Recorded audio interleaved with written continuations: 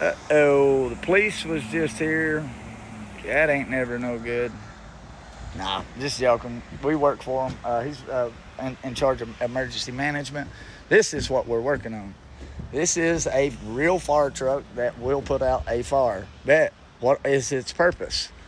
It is a NASCAR pit pass for years to come. Now I want to talk about this. When you people talk like, I know you hate you. Listen, if this don't motivate you to become an RV technician, I don't know what will. You've seen that I've started from dirt I mean, from nothing in 5 or 6. Just anyways, you've seen my journey. All right, let me just give you a hint.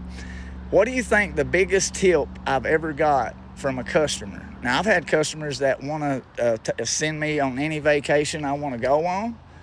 I've had that offer, but now, real talk, like, what's the biggest tip you've ever got from a customer? Well, this customer did $8,500 for me and my business partner. That's $17,000 for pit passes for this year and next year. That is a lot of money, $17,000. And I was like telling him, I mean, that's by far the biggest tip I've ever got in my life. Nope, let me rephrase that. Linda Coleman is like a mother to me. She's like a mother figure to me. I mean, I love my mommy in Kentucky. But anyways, Linda, she knows my story. Anyways, she literally gave me a Class A Holiday Rambler that was $60,000 to $90,000, fixed up right. That is the biggest tip I've ever got. And it's like a pinch you moment every day being an RV technician. You're not treated like the other jobs that people look down on you. Your customers are doctors, lawyers. That's an impact to break tires off with, Josh.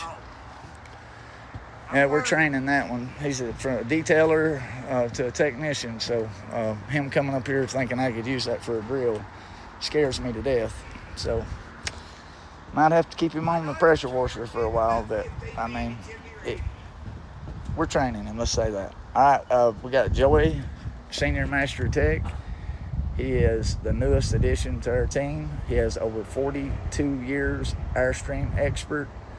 He is anything Airstream, anything, black, 3rd degree black belt. When I was working at the dealership with him, me and him was like nemesis. Every week they would say Joey was in the lead or Scotty's in the lead. So me and him was like, yeah, we had that talk. Like one time, we almost fit like 3 times. But long story short, look how things all work out. We worked at the dealership together. Now we're all working together. We're not in that monopoly. We was just talking down there how they rob your hours at the dealership. You guys think that it only pays an hour to install an air conditioner.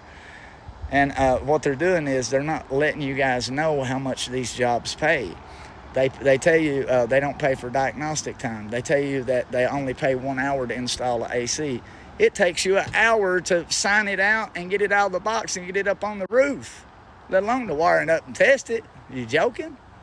Pays 2.5 plus diag time. All right, knowing the labor codes that change every year, you've always got to be constant update training. And listen, when people like you need so many accounts as you go as a mobile tech, you're building yourself up. You need parts accounts, multiple vendor accounts. Dometic just announced you have to have a dealership license to do warranty. Well, we're this close from having a dealer's license, but we grandfathered in because we have done hundreds of thousands of warranty hours and worked for Dometic for over 8 years now. So some of us is going to grandfather in, but listen, they're trying to weed out the mobile tech guys. They're really trying to weed us out. And anytime that you take this much money from a monopoly, because just 7 years ago, I was one of the only mobile companies up and down this road, the exact road, the only mobile company other than dealerships. Now there's hundreds of mobile companies, and we need them. But now there's a problem. There's these people that are like called YouTube techs. They literally don't take any kind of training. They don't go to the dealer. Listen, you don't have to go to the RVI Institute and get certified.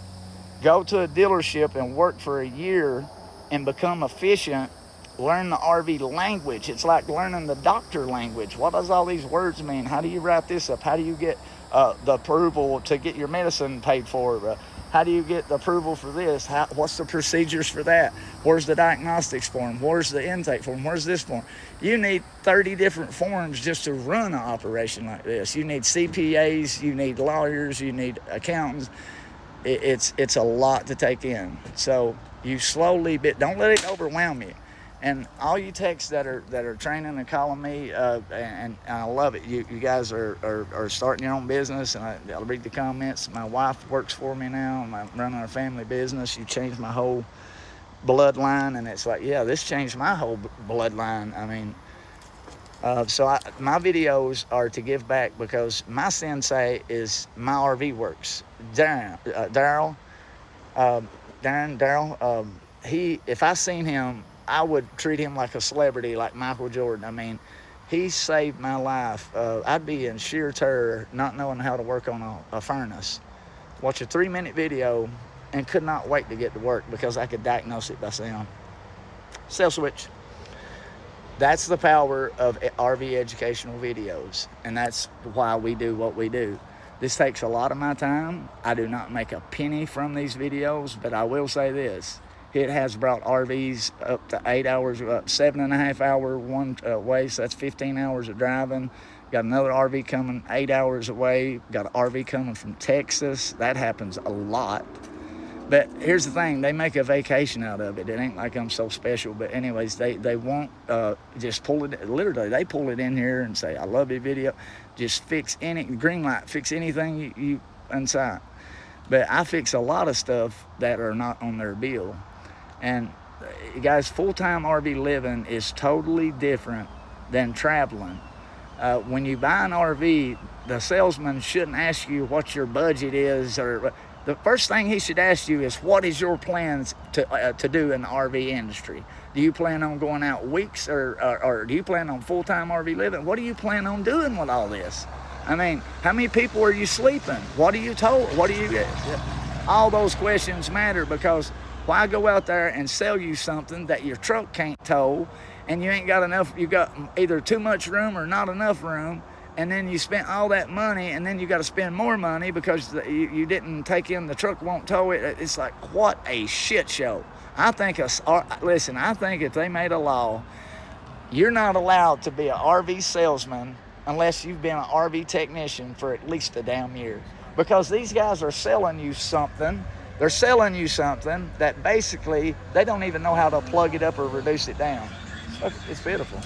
Caldwell's back with supplies.